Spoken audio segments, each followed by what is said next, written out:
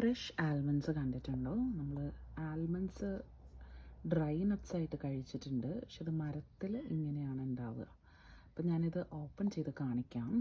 So if you open it, you will see ഇതിൻ്റെ ഉള്ളിൽ ഇങ്ങനെയാണ് ഉണ്ടാവുക. കണ്ടോ?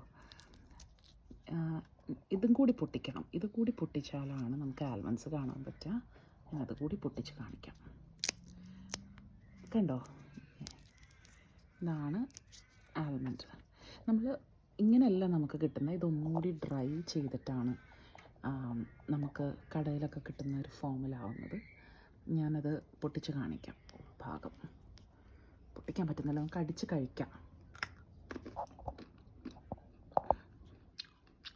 കണ്ടോ? ഇത് കഴിക്കുമ്പോൾ കുറച്ചുകൂടി ഫ്രഷ് ആൻഡ് ക്രീമിയാണ്.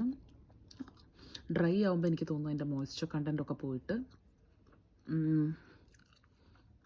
കുറച്ചുകൂടി ഒരു നട്ടി ഫ്ലേവർ വരും. ഇതൊരു കുറച്ചൊരു ഫ്രഷ് ഫ്ലേവറാണ് ഇതിനുള്ളത്.